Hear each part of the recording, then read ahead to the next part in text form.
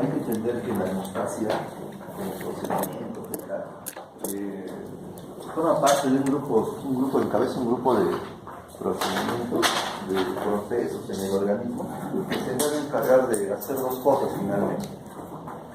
Uno, de mantener la sangre fluida en el interior, y dos, de formar un tapón cuando haya una solución de continuidad.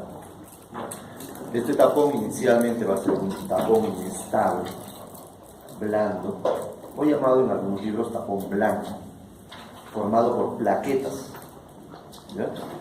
Y para luego este tapón consolidarse en un tapón duro o tapón rojo, formado por plaquetas, pero estabilizado por fibrina, que finalmente es el producto de toda la formación de toda la cascada de coagulación. Posterior a esto, debe haber en el organismo algunas sustancias que se encarguen de hacer que este trombo no crezca demasiado, porque si creciese demasiado, ¿qué es lo que condicionaría?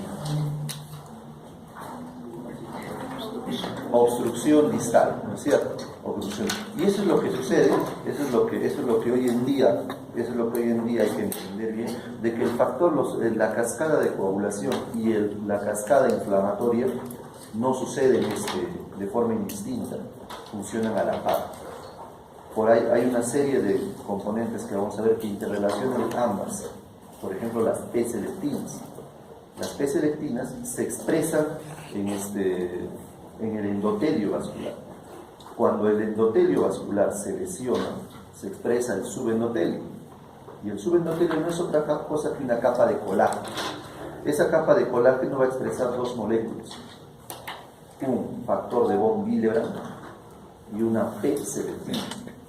El factor de von Willebrand, que es el que va a formar parte de todo el proceso de adherencia de la plaqueta que se can está leyendo. Y la P-selectina, que lo que va a hacer es ayudar a que el macrófago tisular se adhiera al mismo. Y una vez que el macrófago tisular se adhiere al endotelio, empieza una cascada en cadena que va a iniciar con la secreción de algunas interleuquinas. De algunas que les he dicho a los que vienen a mi consultorio de vez en cuando a recibir clase, que nunca se deben olvidar: la interleuquina 1, la interleuquina 6 y el factor de necrosis tumoral alfa, que son las tres interleuquinas que jamás deben olvidarse y que están en todo proceso inflamatorio. Cuando no sepan qué interleuquina es, mencionen los tres y no van a tener pierde. ¿Ya? En cualquier enfermedad autoinmune, en cualquier enfermedad de origen inflamatorio, son las tres las que participan. Entonces, una vez que el macrófago tisular empieza a secretar estas interleuquinas, va a empezar un proceso llamado opsonización y quimiotaxis. Se va a activar la cascada inflamatoria por su vía clásica y su vía alta, etc. Lo que quiero que comprendan es de que cuando se activa uno de ellos, el otro no queda de lado, porque la P-selectina y el factor de von Willebrand están secuestrados en un gránulo subendotelial llamados cuerpos de Boyd-Pall. Estos gránulos, por así, se desgranulan cuando hay pérdidas sanguíneas y cuando se lesiona el endotelio, o también cuando hay un fenómeno inflamatorio. Es decir, cualquiera de las dos condiciones va a hacer que la vía se active. La vía inflamatoria activa también la de coagulación, y la de coagulación activa también la vía inflamatoria. Entonces, los procesos inflamatorios crónicos, ¿qué creen que van a condicionar respecto al factor de von Willebrand?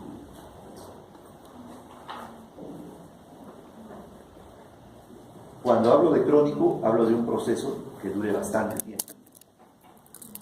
Enfermedades crónicas en general.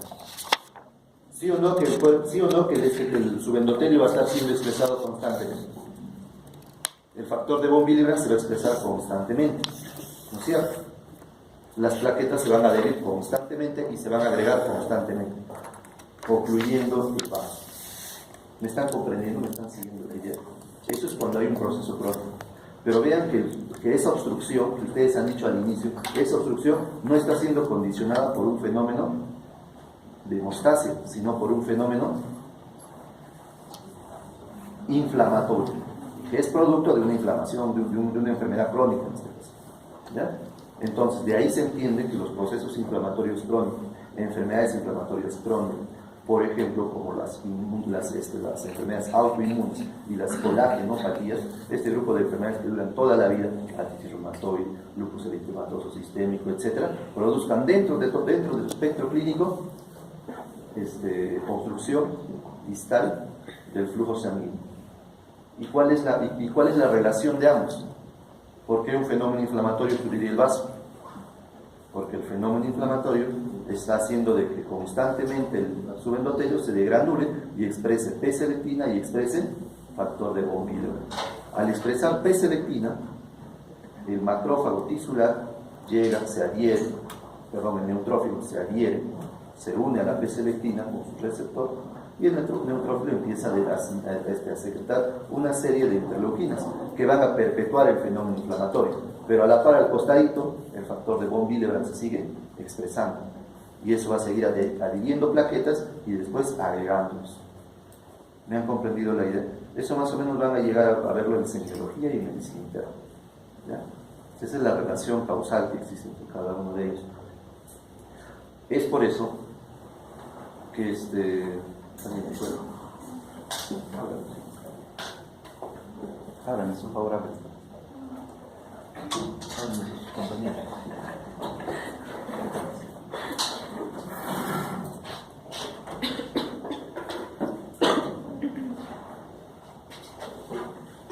Ese mismo fenómeno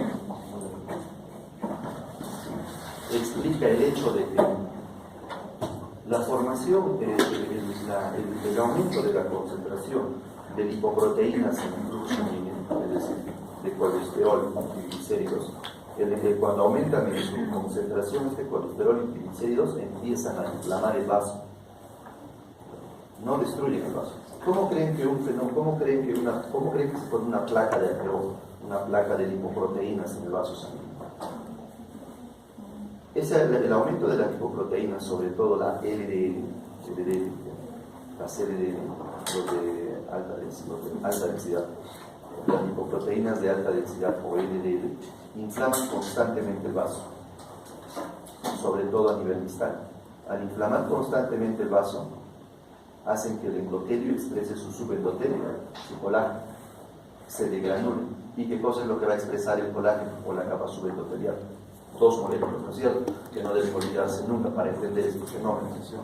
El factor de von Willebrand y la PSL. Entonces, ¿de qué creen que está formado? ¿De qué creen ustedes que está formado la placa de ateroma que obstruye un vaso? ¿De qué está formada esa placa de ateroma? Me digan lipoproteínas nomás. ¿De qué está formada? ¿Quién va a formar el trombo?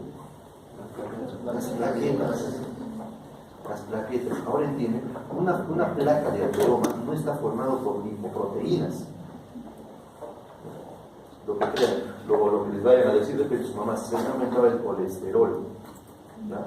Y me puede dar un infarto, pero el infarto no da porque el colesterol, esa LDL, el HDL, es decir, el LDL, las de muy baja densidad, formen un tapón y obstruyan el flujo sanguíneo. No sucede por eso, sino que las lipoproteínas, sobre todo las de alta densidad, como las LDL, estas proteínas de alta densidad, inflaman constantemente el vaso. Al inflamar constantemente el vaso se expresa la P-selectina, se adhiere, se perpetúa la inflamación crónica. A la par se expresa el factor de von Willebrand, haciendo que la plaqueta se adhiera, luego se agregue y forme un tapón plaquetario. ¿Me han comprendido la idea? Entonces, que se les haga de su cabecita esa falsa idea de que el tapón plaquetario está formado por colesterol, por triglicéridos. No. El colesterol participa de esa forma, inflamando el vaso, pero las LDL, por eso le llaman colesterol malo. En cambio, las HDL tienen un fenómeno contrario, tienen un fenómeno contrario, más bien disminuyen la expresión de la P-selectina, es decir, tienen un fenómeno, tienen una propiedad antiinflamatoria. eso le llaman colesterol bueno. No es porque uno sea chiquito y el otro es grande. Han hablado de HDL, LDL, ¿está claro eso? Hoy día nos vamos a dedicar a hablar de la parte de mostaza. La parte esta de inflamación, lo vamos a hacer conmigo, ya quedé con el delegado, después que acaben sus clases.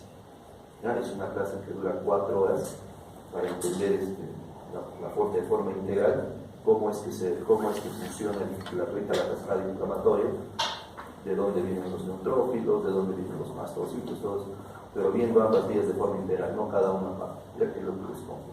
Pero eso lo vamos a ver ya después de que acaben sus exámenes y que se vayan a tomear, a festejar, etc. La siguiente semana, o sea, ahí vemos. ¿Cuándo van a acabar todo? Esta semana. Creo que mañana, pues, a la próxima semana lo vemos, ¿ya? Bien. Eso es lo que hace. Entonces, todos los fenómenos hemostáticos, todos los procesos hemostáticos, todos los pasos, ya acabamos.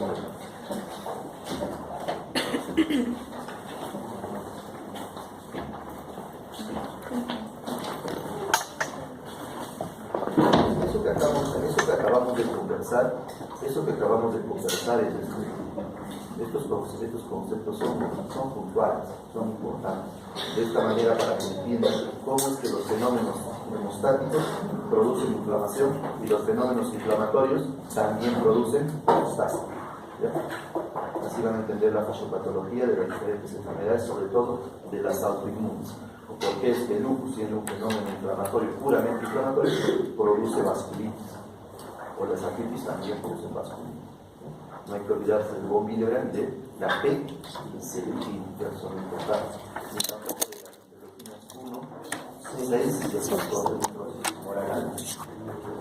Entonces, los procesos hemostáticos tienen como finalidad lograr que la sangre, que cuando hay una solución de continuidad, se forme un tapón plaquetario. Ese tapón plaquetario luego será reforzado por fibrina, inicialmente se llamado tapón blanco, y después duro por rojo, cuando ya está unido cuando ya está constituido con la fibrina. O también a la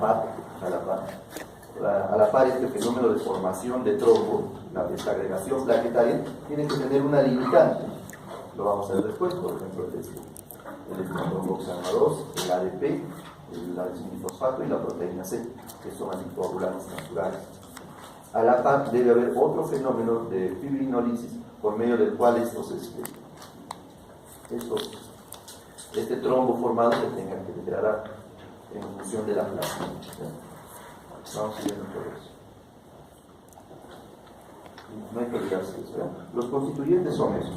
Necesitamos de una pared vascular, necesitamos de un grupo celular, ¿ya? Y del contenido del flujo sanguíneo. Esos tres factores de acá son aquellos que mantienen los procesos hemostáticos y si no hay ruptura del vaso, recuerdan o habrán visto ustedes por ahí de que el flujo sanguíneo a través de los vasos es de tipo laminar, ¿no es cierto? Al ser de tipo laminar, las células, es decir, la porción celular o el hematocito de la sangre, glóbulos rojos, plaquetas, los glóbulos blancos, la proteína, todo ese grupo celular no choca con las paredes del endotelio, no hay contactos. Entonces, el flujo sanguíneo, cuando se torna de laminar a turbulento, el flujo turbulento ya no es lineal, sino es un flujo desordenado. Entonces, en ese instante, el grupo celular tiene contacto ¿con quién? Con el endotelio. O sea, al tener contacto con el endotelio, lo lisa, va a lisar el endotelio. Y se va a expresar va a iniciar, porque si se lisa el endotelio, se va a expresar el subendotelio, con la capa de colágeno. Y esa capa de colágeno va a expresar después un factor de von Willebrand para iniciar la hemostasia primaria y un factor tisular para iniciar la hemostasia hemostasia. Finalmente se activa todo el fenómeno hemostático solamente por el cambio de tipo. La pared vascular, lo que hablábamos en antes. No se olviden que el trombo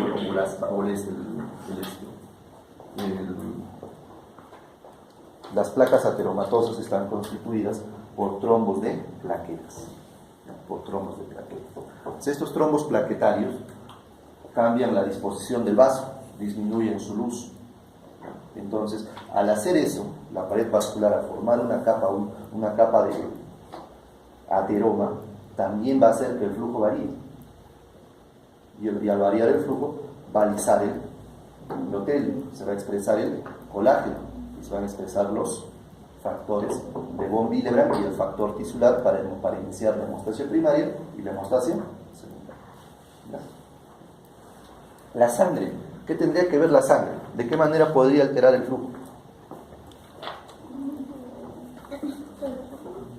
¿De qué manera podría alterar el flujo?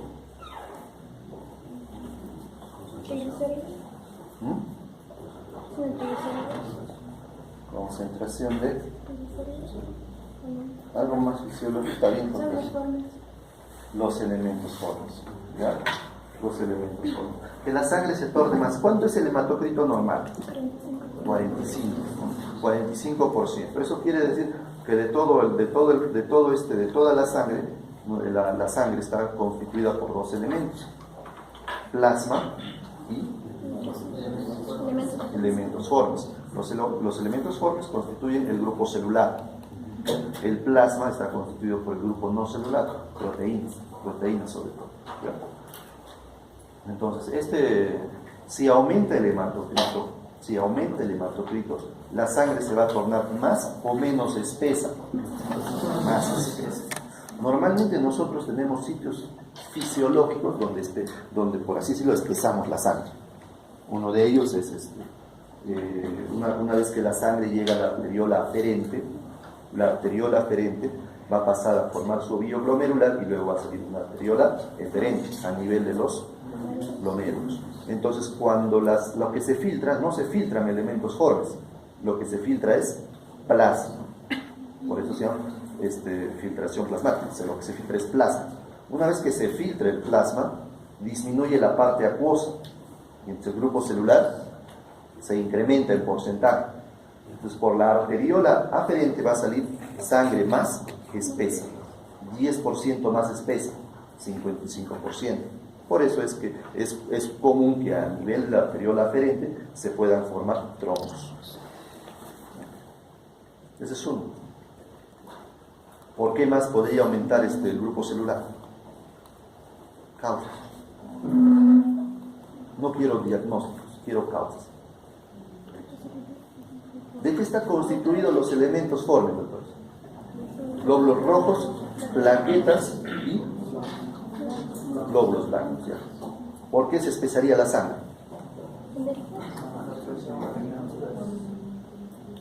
Ustedes son los que se hacen un mundo. ¿Por qué aumentaría la sangre? ¿Qué tendría que aumentar? Los elementos formes. Que aumenten los glóbulos rojos. A eso por alguna clase de estas le habrán llamado policitemia, ¿ya? Que es frecuente en las personas de altura.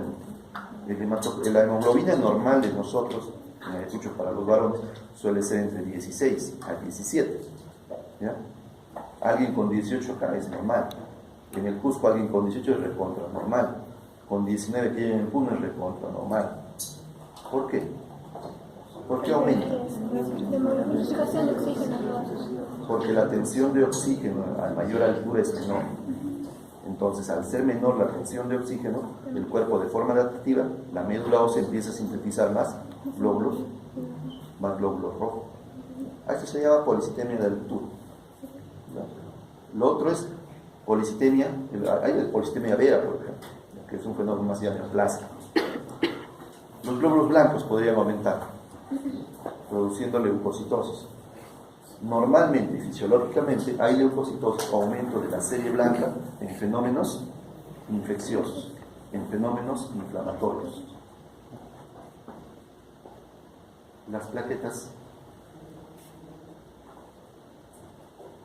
También pueden aumentar. ¿Cuál es el número normal de plaquetas?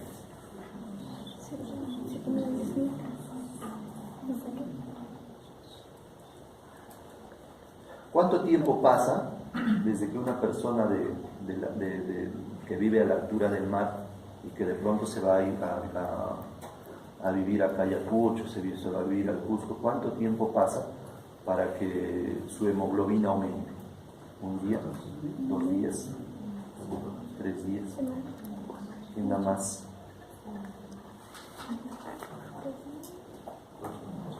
¿Quién da más? Nadie dice 4, nadie dice 5. ¿Cuánto tiempo vive un glóbulo rojo? 120 días es lo que se tarda.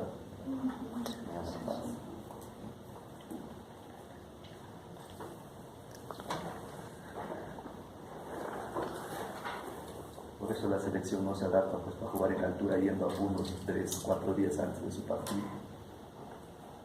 ¿Ahora entienden?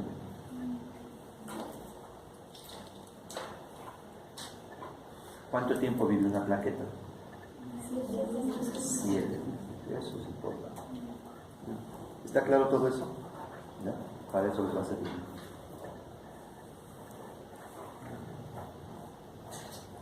Entonces son todos los fenómenos que se van a dar. Inicialmente, una vez que hay ruptura del vaso,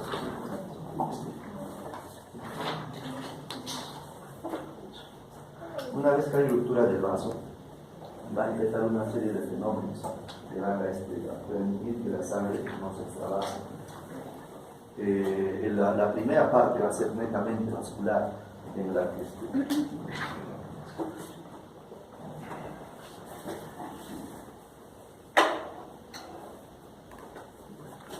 la primera parte va a ser netamente vascular, en la cual hay el vaso sanguíneo o el endotelio roto va a empezar a liberar, el endotelio va a empezar a liberar sustancias que van a hacer que el músculo liso se va a contraer, se contrae. La primera parte, el vaso sanguíneo va a tener una serie de fenómenos, miógeno puramente, en el cual el músculo liso se va a contraer, humoral, en el cual se van a secretar una serie de sustancias tipos de la serotonina, el tromboxano A2, etc., que lo que van a hacer, o la endotelina también, que son los más importantes, que lo que van a hacer es producir mayor vasoconstricción. Y 3, neuronal, en el cual el simpático o el parasimpático va a producir vasoconstricción. ¿Cuál de los dos? El simpático, ¿ya? Entonces, recuerden que en una primera fase, en un primer instante post ruptura del vaso sanguíneo, se va a activar una fase vascular que pertenece para algunos a la hemostasia primaria y para otros es una fase independiente. Esta fase vascular va a estar constituida por 3 fenómenos, uno de tipo miógeno, uno de tipo humoral y otro de tipo neuronal. El neuronal a través de la activación del sistema nervioso simpático. El humoral a través de la secreción de sustancias vasoactivas, ¿ya? Endotelina, tromboxano A2, serotonina, prostaglandinas y un montón más. Y el miógeno a través de la contracción espástica refleja del músculo liso para también producir vasoconstricción. Finalmente, el objetivo de la primera fase, de la fase vascular, es producir una vasoconstricción inicial que permita que el flujo sanguíneo no se extravase.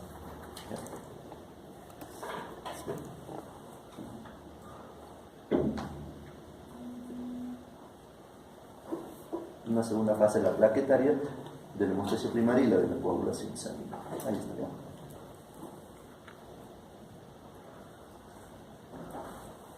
Tienen un plumoncito.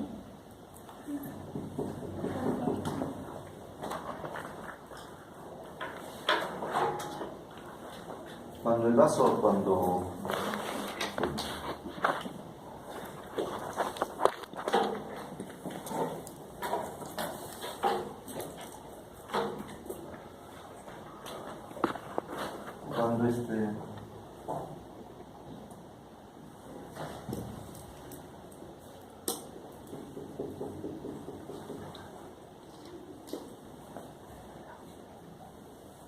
Cuando el vaso sanguíneo se lesiona,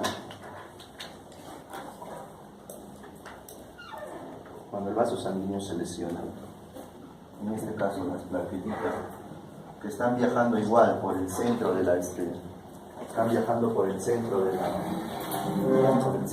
luz tubular, de la luz vascular debido al flujo laminar, van a empezar a sedimentar. ¿Y por qué sedimentan? Nadie los atrae. Igual, cuando veamos esta cascada inflamatoria, van a ver que también hay un fenómeno de sedimentación. Y los glóbulos rojos también sedimentan, pero nadie los atrae.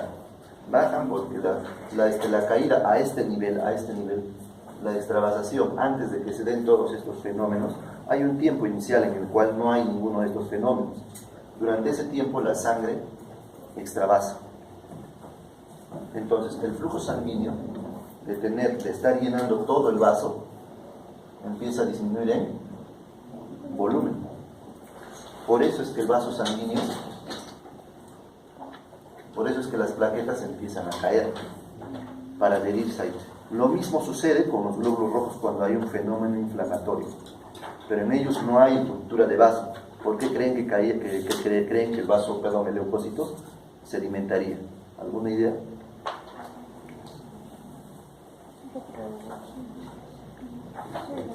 ¿Qué prima durante el proceso de inflamación? ¿La vasoconstricción o la vasodilatación?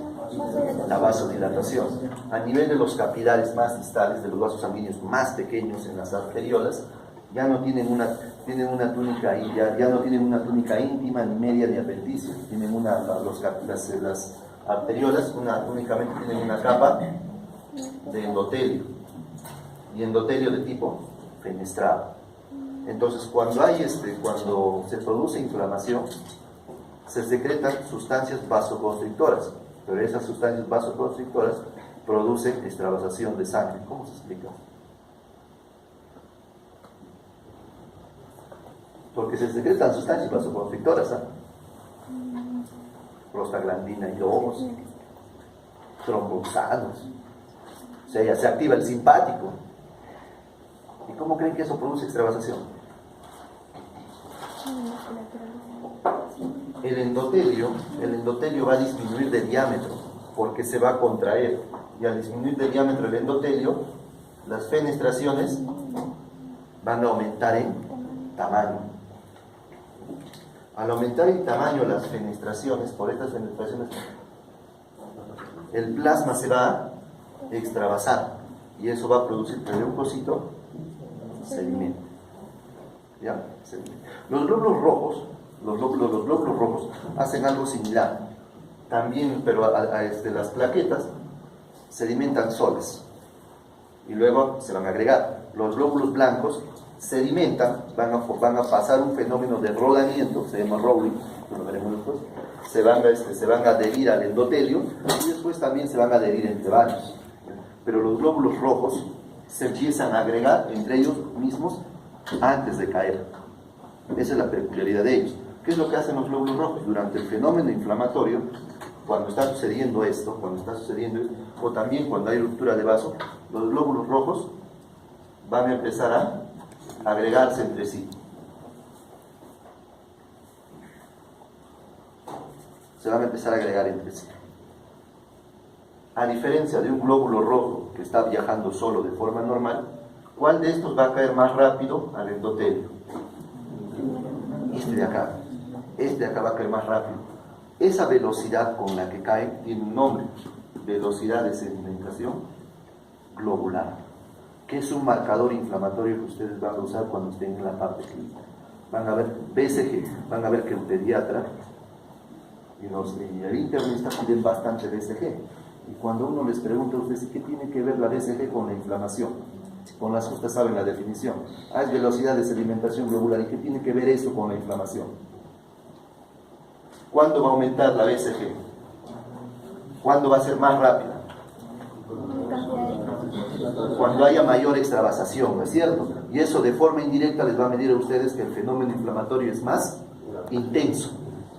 ¿Ya? Entonces la BCG es un marcador inflamatorio. ¿Por qué? Porque me indica la BCG ¿Cuál es la velocidad con la cual los glóbulos rojos se han agregado y luego han sedimentado? ¿Ya? A mayor BCG, a mayor inflamación, a mayor fenómeno inflamatorio, o también a mayor fenómeno de extravasación de sangre, cualquiera de los dos, ¿ya? El plasma se va a extravasar y los glóbulos rojos se van a agregar y van a caer juntos. Entonces, a mayor fenómeno inflamatorio, la BCG va a ser mayor o menor. Mayor, ¿ya? Si acá hay mayor velocidad, en otras palabras, si hay mayor inflamación, va a haber mayor extravasación. Y si hay más extravasación, ¿esto con qué velocidad va a caer? Con mayor velocidad. Uno, porque va a haber menos plasma, y dos, porque se van a agregar y van a formar un grupo de glóbulos rojos más grande. ¿Está claro? Para eso sirve la velocidad de sedimentación globular. Espero que cuando estén en el internado me lo expliquen así. ¿Ya? No se vayan olvidando.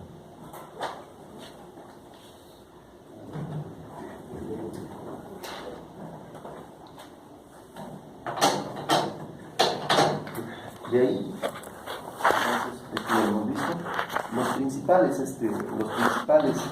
Los principales mediadores de tipo humoral que producen vasoconstricción refleja son la endotelina y el tromboxano A2. Son los principales, ¿ya? Esta es la endotelina del que está acá, de la serotonina. El otro nombre de la serotonina, 5